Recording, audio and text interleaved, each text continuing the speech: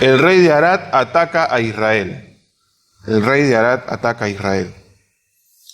Números 21. Dice, cuando el cananeo, el rey de Arad, que habitaba en el Negev, oyó que venía Israel por el camino de Atarim, peleó contra Israel y tomó de él prisioneros.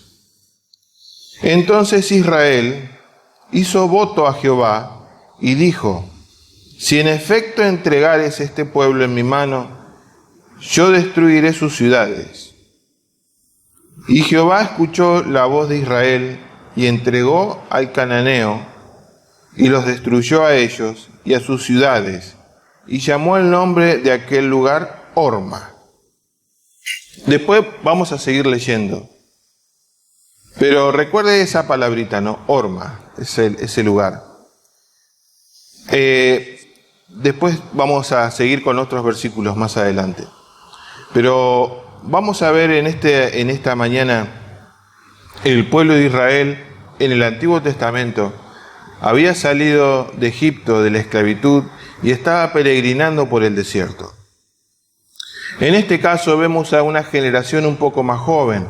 Ya muchos habían perecido en el desierto, muchos ya habían quedado en el camino. Y acá tenemos justamente un grupo de judíos, un grupo del pueblo de Israel, que era, como les decía, ¿no?, un poco más joven. El lugar no les traía muy buenos recuerdos, después lo veremos por qué. Pero bueno, Dios renueva una vez más las expectativas sobre el pueblo de Israel. Pero se encontraron con un problema. El rey de Arad atacó al pueblo de Israel y fueron tomados algunos del pueblo de Israel como prisioneros.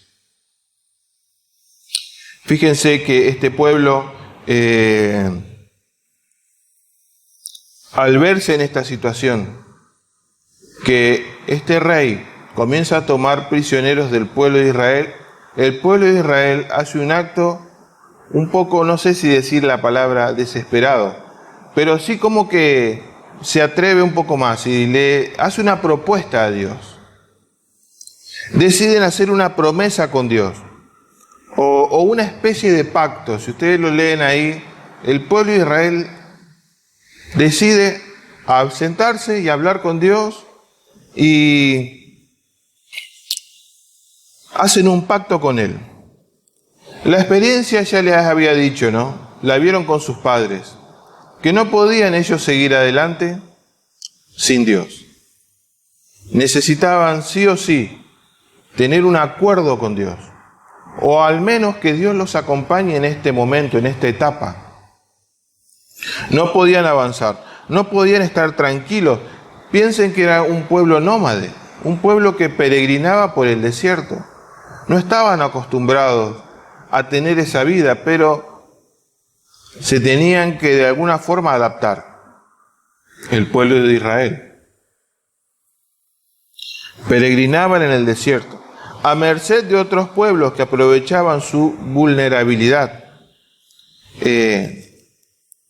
Y cada vez que se encontraban con personas así, siempre les pasaba algo, les ocurría algo.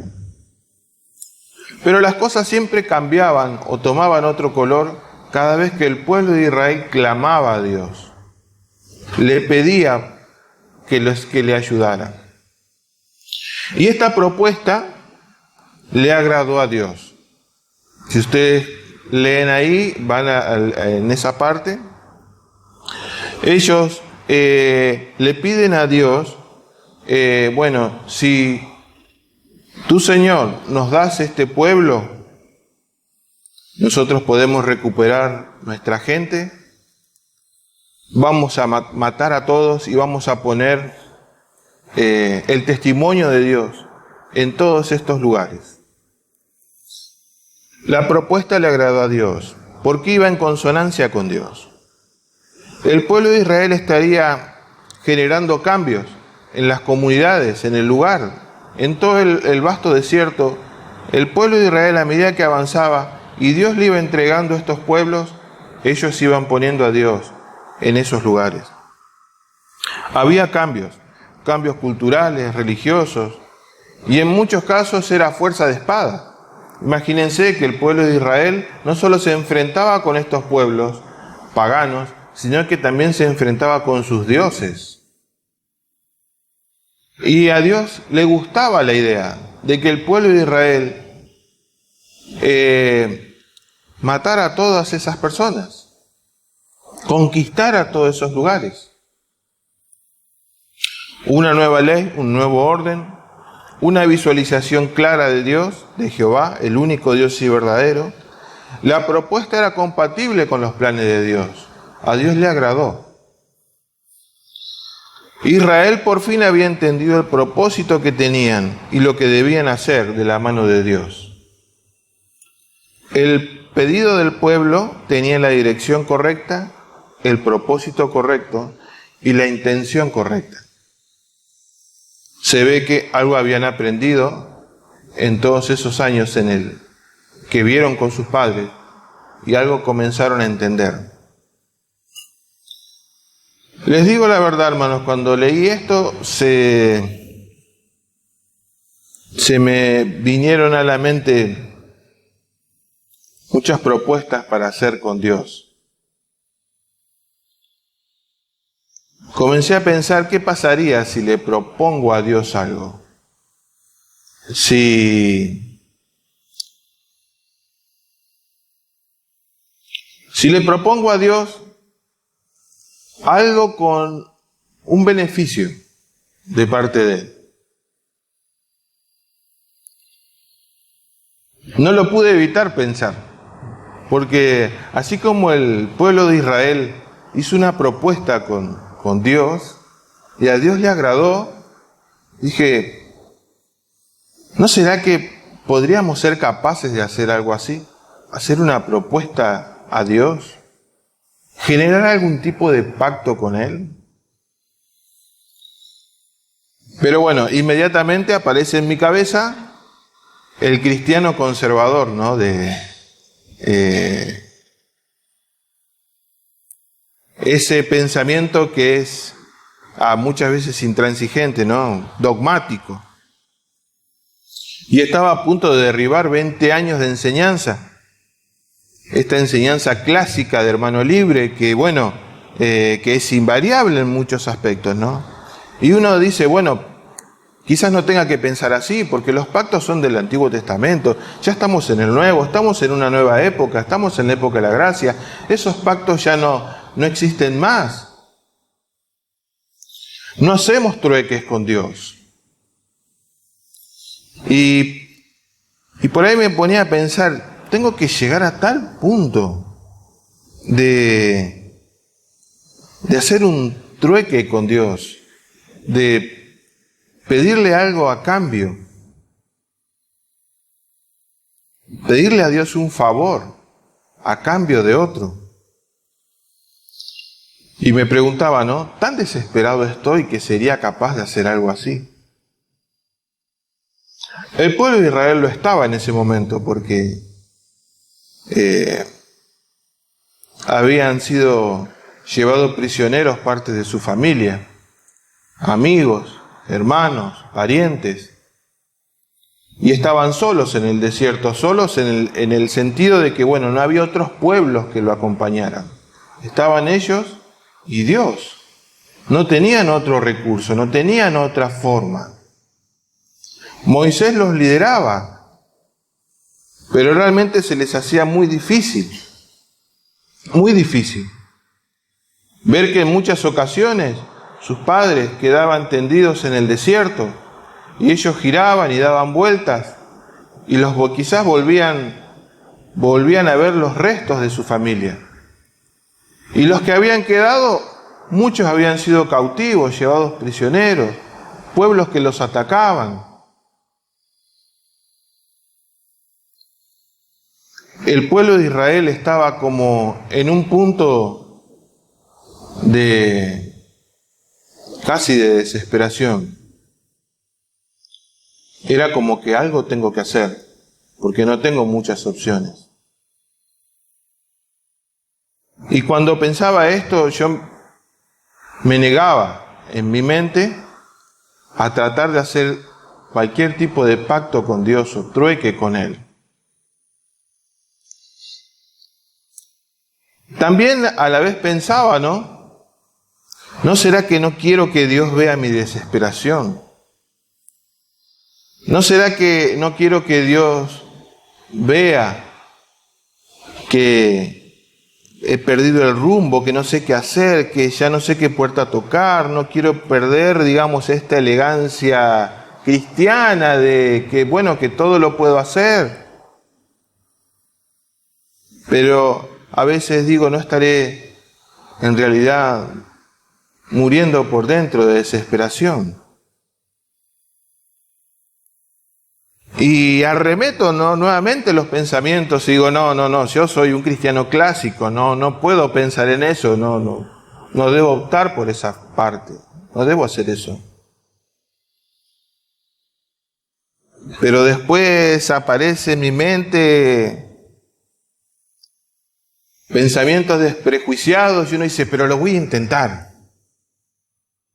Me voy a poner a hablar con Dios, me voy a sentar con Él, a ponerme a charlar con Él. Y es más, soy su hijo, me tiene que escuchar. No tengo que andar pidiendo audiencias con Dios. Me puedo, en cualquier momento, sentarme y hablar con Él. Además sé que su poder no ha menguado. Y esto que está escrito es su palabra. Y lo que es imposible para mí, para Él no lo es. Y es como respirar un poco más de fe y de coraje, ¿no? Y me puse a pensar algunas propuestas que quizás sean inviables.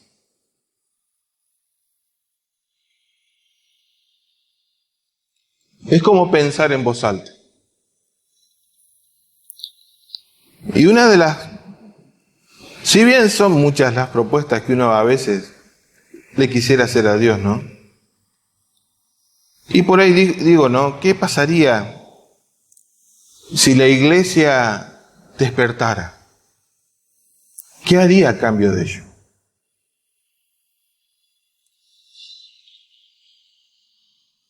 Señor, si mis hijos se convirtieran a ti, ¿qué haría a cambio? Si nos dieras este barrio, este lugar, ¿qué haría a cambio de ello? Si mi familia viniera a la iglesia, Señor, ¿qué puedo hacer? ¿A cambio de qué? Si me dieras un trabajo para poder dedicarme más a ti, ¿qué haría a cambio de ello? Analizaría propuestas que vayan en consonancia con Dios. Tampoco le pediría algo que no tiene sentido. Pero pedirle algo que a Dios le agradaría. Señor, si me ayudas a consagrar mi vida a ti, ¿qué haría a cambio? Quizás nunca pensaríamos así. Para algunos o para muchos de nosotros, esto atentaría contra sus creencias. Y lo respeto. Para otros el costo del favor sería muy elevado y quizás no lo pensaríamos o no le haríamos ninguna propuesta a Dios. Porque realmente el costo del favor sería muy alto. Quizás hay otros caminos para hallar el favor de Dios. Y quizás no andar haciendo trueques con Él.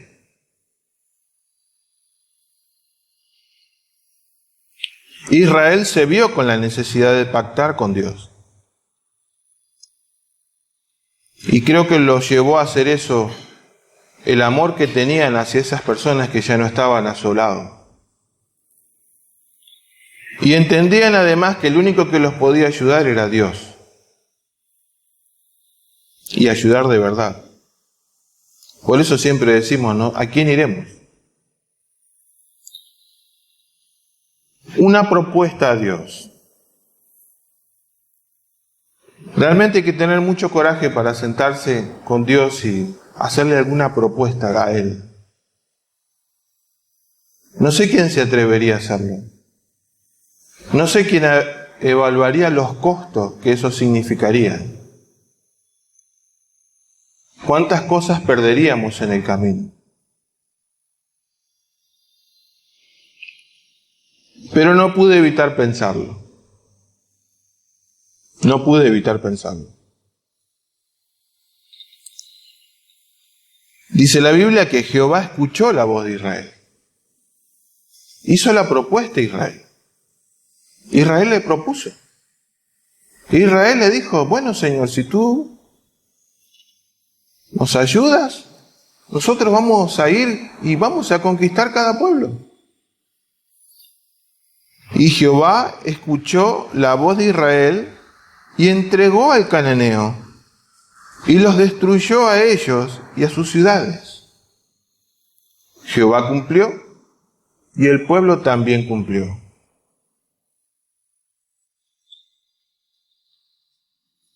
¿Será que pueden ocurrir esas cosas hoy en día? ¿O estamos muy trabados con dogmas y ideologías o pensamientos tan estructurados? No puedo evitar pensarlo. Y se lo dejo como un pensamiento. Quizás para que lo analice. Seguimos leyendo. Ahí en Números. Aparece la famosa serpiente de bronce. Pero no vamos a leer toda esa parte, sino del versículo 4 del capítulo. Después partieron del monte de Hor, camino del Mar Rojo, para rodear la tierra de Edom. Y se desanimó el pueblo por el camino. Y habló el pueblo contra Dios y contra Moisés. Y fíjense lo que le decían. ¿Por qué nos hiciste subir de Egipto para que muráramos en el desierto? Pues no hay pan ni agua y nuestra alma tiene fastidio de este pan tan liviano. Estamos cansados del maná. Y Jehová envió entre el pueblo serpientes ardientes que mordían al pueblo, y murió mucho pueblo de Israel. Entonces el pueblo vino a Moisés y dijo, hemos pecado por haber hablado contra Jehová y contra ti. Ruega a Jehová que quite de nosotros estas serpientes.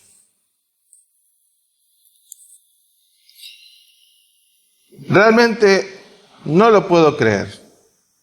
El pueblo de Israel venía de recuperar sus prisioneros.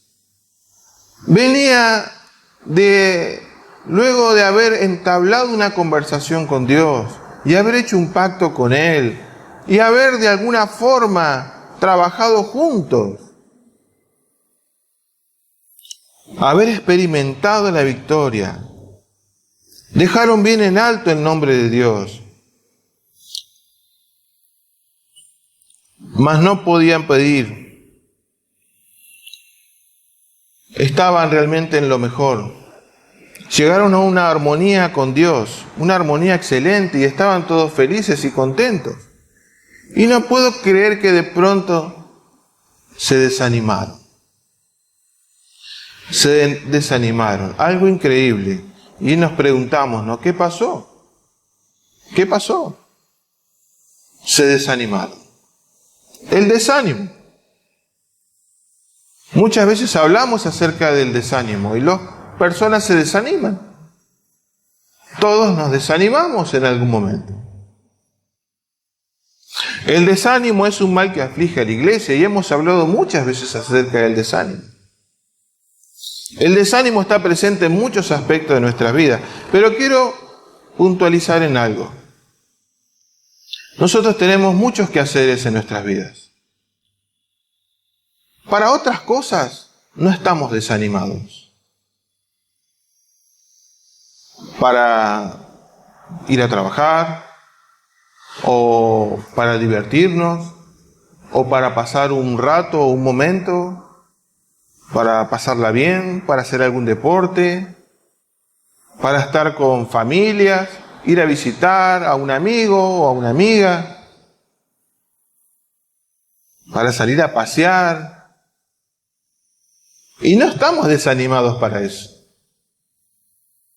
Pero justamente para las cosas que son espirituales o las cosas que tengan que ver con Dios, ahí sí nos desanimamos.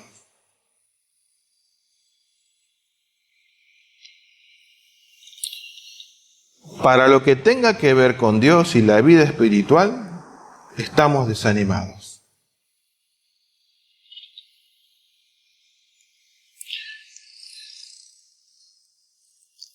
Entonces creo que tenemos que buscar cuál es la causa del por qué estamos desanimados espiritualmente. ¿Por qué ya no nos interesan las cosas de Dios? Otras cosas sí, pero las que son de Dios no. Si estuviéramos desanimados completamente, estaríamos en depresión. Estaríamos deprimidos. Pero no estamos así. Cuando ustedes ven ahí en lo que veníamos leyendo, que el pueblo de Israel no podía atacar a los edomitas. Fíjense cuando veníamos leyendo, dice, partieron del monte de Or camino al Mar Rojo para rodear la tierra de Edom. No los podían atacar.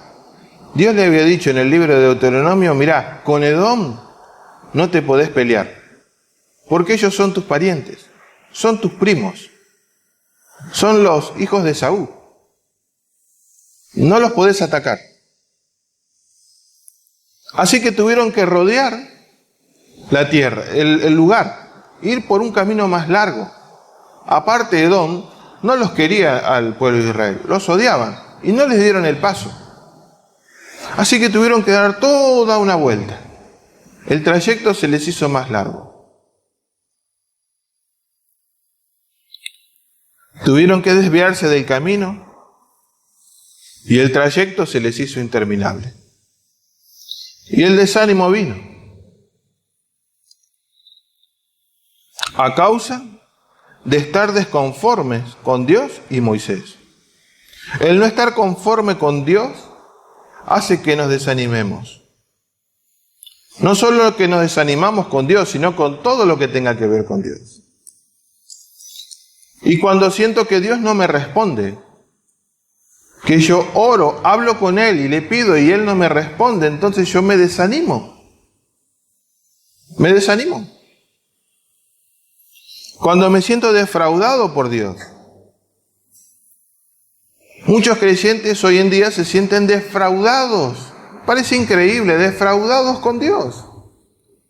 Porque han hecho esto, han hecho lo otro, han trabajado tanto para Dios, han ido para acá, han ido para allá, han servido a Dios en muchos aspectos, en muchas cosas, y cuando necesitaban a Dios, Dios no estuvo.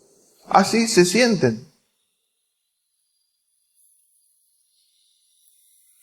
O cuando quiero otra cosa para mi vida, pero Dios me dice que no en su palabra. Cuando yo quiero algo que no está de acuerdo a su palabra, que no está de acuerdo con Dios, Dios me dice que no, entonces me desanimo. Me desanimo.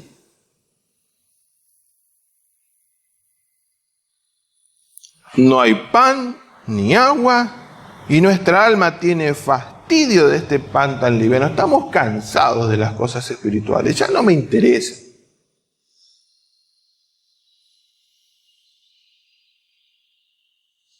Cuando nuestras expectativas están en cosas naturales, temporales, humanas y no logramos obtenerlas, aparece el desánimo. Nos desanimamos, perdemos todo interés con Dios. ¿Para qué voy a ir a la iglesia si nada cambia en mi vida? ¿Para qué voy a leer la Biblia si nada cambia? ¿Para qué voy a ir a la iglesia si nada cambia? No hay cambios en mi vida. Todo sigue igual. Nuestra alma tiene fastidio de este pan tan liviano. del maná. Cuando vamos al libro de Juan vemos que Jesús les dijo: yo soy el pan de vida, el que a mí viene nunca tendrá hambre, y el que en mí cree no tendrá sed jamás. Pero estamos cansados de este Jesús. Estamos hastiados de Él, porque no nos resuelve lo inmediato. No me resuelve nada. Entonces nos desanimamos. Pero no vamos a Él. Y es porque no creemos en Él. Hay una gran incredulidad detrás del desánimo. Hay una gran falta de fe detrás del desánimo. Y cuando una persona está desanimada, lo que nos está diciendo es que detrás de eso, la persona quiere hacer su vida y quiere hacer sus cosas a su manera. No ve las horas de sacarse a Dios de encima. No encuentra el momento para dejar a Dios a un lado en el camino y seguir a Él con su vida. Porque ya no lo aguanta más. No lo soporta más.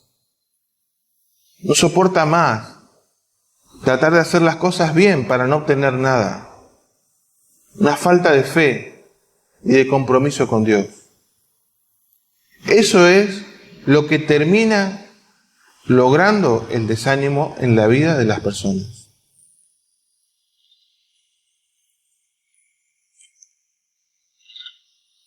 De aquí en adelante sigo yo, mi vida la manejo yo, porque con Dios no hay cambios. ¿Cómo se refleja eso? En hermanos que están desanimados, que no tienen ganas de seguir adelante en cuestiones de fe, en cuestiones que vengan de Dios. Comienzo a manejar yo mi vida. El desánimo espiritual logra que cada uno busque la manera de resolver los problemas, pero siempre a nuestro modo. No solo el desánimo hace que nos apartemos de las cosas de Dios, sino que comencemos a hablar mal de Dios. No solo hablar mal de Dios, sino hablar mal de las personas que muchas veces están en la iglesia. Y aparece la palabra, y bueno, lo que pasa es que la iglesia de mí no se acuerda. La iglesia de mí ni siquiera me llama por teléfono. La iglesia a mí ni siquiera pregunta cómo estoy. Entonces, ¿para qué voy a seguir? Muchos dicen: ¿para qué voy a estar en un lugar donde yo no soy valorado? Y lo que está queriendo decir el hermano es: ¿para qué voy a estar con Dios si Dios a mí no me valora? No sabe, Dios no sabe lo que soy capaz de hacer. No sabe cuántos dones tengo. Dios no sabe ni le interesa tampoco, pareciera, porque ni siquiera me escucha.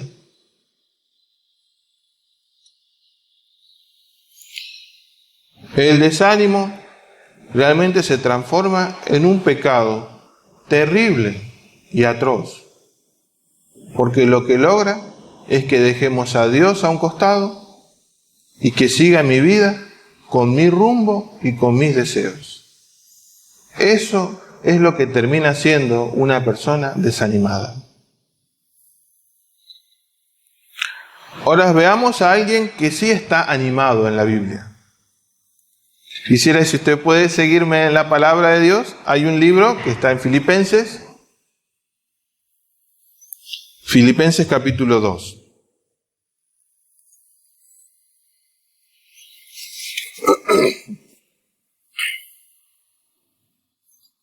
Filipenses capítulo 2, versículo 19, usted va a ver ahí a algunas personas que sí estaban animadas.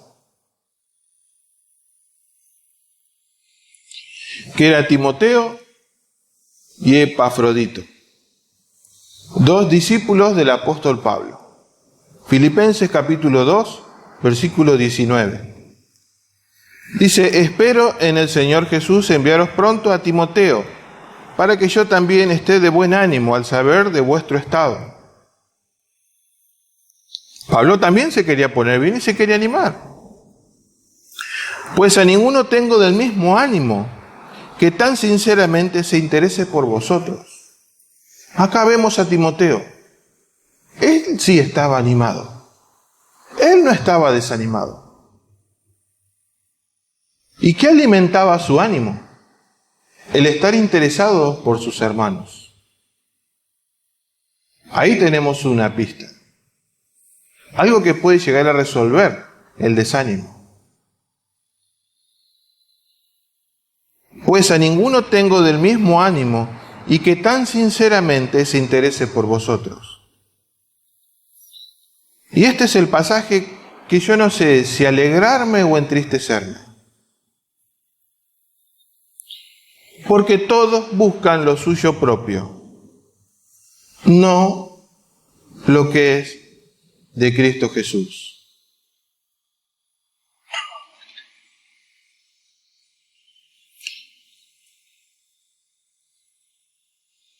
De la única forma que los creyentes se puedan animar es que cuando comienzan a buscar a Cristo y lo que es de Él. Pero cuando comienzan a buscar lo suyo propio, está hablando de alguien que está desanimado y que ya no le interesan las cosas de Dios. Porque solamente le interesa su vida, sus cosas y lo que está a su alrededor. No le interesa lo que es de Cristo Jesús. Muchos hoy en día,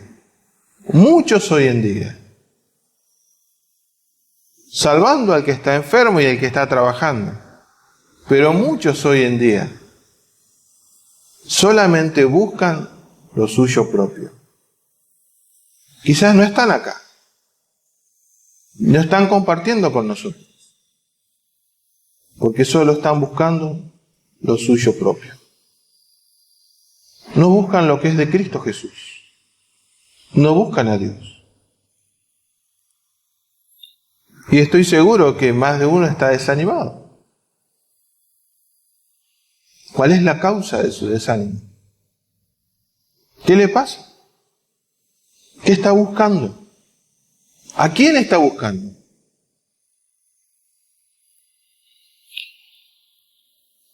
Pues a ninguno tengo del mismo ánimo y que tan sinceramente se interese por vosotros, porque todos buscan lo suyo propio y no lo que es de Cristo Jesús.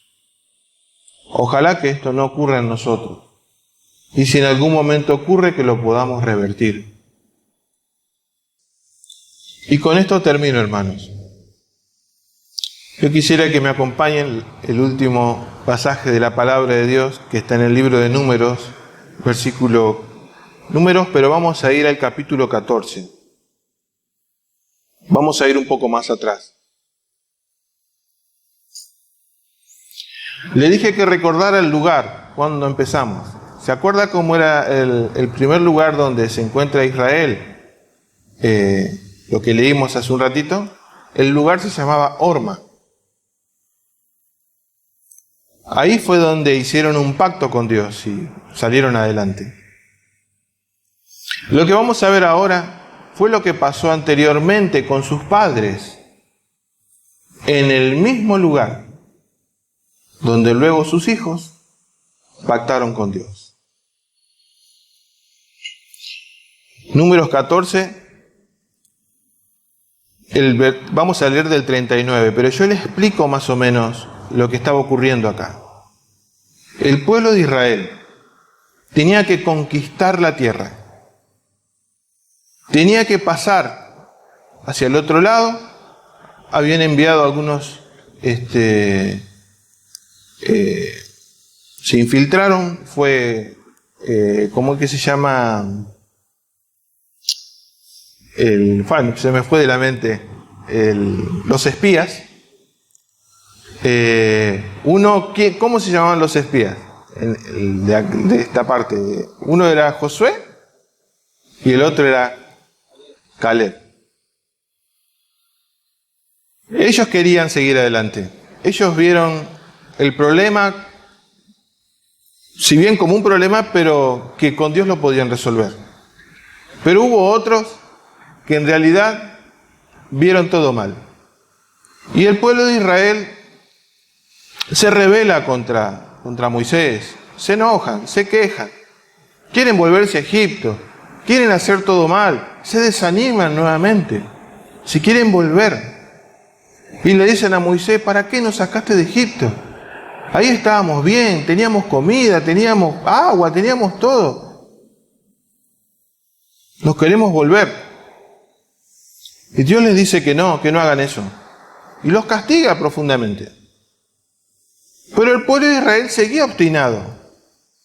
Israel dice, sí, no importa. No importa lo que vos, Moisés, nos digas. Vamos a pasar nosotros igual. Porque Dios les dijo, no van a pasar. Por cómo piensan y por lo que dicen, por lo que hacen, no, ustedes no van a pasar. Solamente 2 van a pasar y sus hijos. Va a ser Josué y Caleb y la generación y sus hijos. Ustedes se van a quedar dando vueltas en el desierto 40 años. No los voy a dejar pasar. Se enojaron más. Y quisieron cruzar a la fuerza. Versículo 39. Números 14. Y Moisés dijo estas cosas a todos los hijos de Israel. Y el pueblo se enlutó mucho. Y se levantaron por la mañana y subieron a la cumbre del monte diciendo, henos aquí para subir al lugar el cual ha hablado Jehová, porque hemos pecado. Y dijo Moisés, ¿por qué quebrantáis el mandamiento de Jehová? Dios le había dicho, no van a pasar. No van a pasar. Pero ellos querían pasar igual. Moisés le dice, esto tampoco os saldrá bien. Esto que ustedes quieren hacer, no les va a salir bien. No subáis. O sea, le está diciendo, no crucen, no vayan para el otro lado, no intenten ustedes conquistar la tierra, porque Dios ya dijo que no van a poder pasar. Porque Jehová no está en medio de vosotros. No seáis heridos delante de vuestros enemigos. Porque la amalecita y el cananeo están allí delante de vosotros, y si caeréis a espada. Y fíjense esta palabra, márquela si puede. Pues por cuanto os habéis negado a seguir a Jehová, por eso no estará Jehová con vosotros. Ustedes se han negado. No quisieron. Lo dejaron a Dios a un lado. Fruto del desánimo. Fruto del no estar conforme con Dios. Fruto de que estamos cansados de Dios y de la vida espiritual. Fruto de que estoy cansado de Jesús, de este pan tan liviano, de este maná de todos los días. Quiero un cambio en mi vida y quiero hacerlo yo. Y eso es lo que quisieron hacer. Cruzo yo. No importa lo que Dios diga, no importa lo que si Dios dijo que no, voy a cruzar igual. A mí no me importa, dijeron el pueblo de Israel. Pues por cuanto os habéis negado a seguir a Jehová, por eso no estará Jehová con vosotros. Sin embargo, se obstinaron en subir a la cima del monte, se obstinaron por cruzar.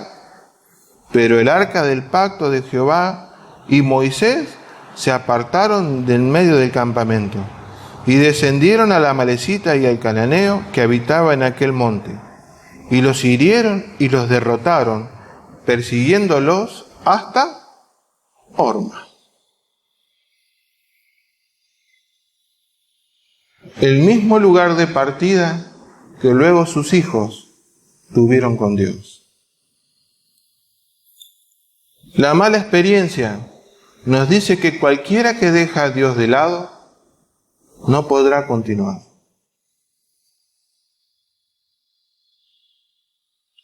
Si algún hermano está desanimado, ha dejado a Dios de lado, Jehová no estará con él, porque lo ha abandonado. Por cuanto os habéis negado a seguir a Jehová, por eso no estará Jehová con vosotros. Dios no está con los que se desaniman y abandonan. Dios no está con esas personas. Pero siempre nos trae, por su gran amor y su misericordia, nos trae siempre al punto de partida. Nos trae al foco del conflicto. Estoy seguro que cuando esos chiquitos, cuando pasó esto acá en Números 14, los hijos de estas personas eran pequeños. Pero cuando crecieron y volvieron nuevamente y se encontraron en el mismo lugar, se habrán acordado de lo que hicieron sus padres y de lo mal que les fue por haber dejado a Dios, por haberse desanimado, por haber abandonado a Dios. Queridos hermanos, si alguno está desanimado, si alguno está abandonando, está alargando las manos del arado, vuelva al punto de partida, hable con Dios. Vuelva a decirle lo que le pasa. Vuelva a estar en cero con Él. Arrepiéntase, porque si no, Dios no lo va a acompañar en el camino que usted quiera tomar, solo y con su alma. No va a poder. Ojalá que Dios nos ayude, hermanos. Y lo animo, de que no todo está perdido y que se puede salir adelante. Se puede vencer el desánimo. Lo podemos hacer, hermanos. Vamos a orar.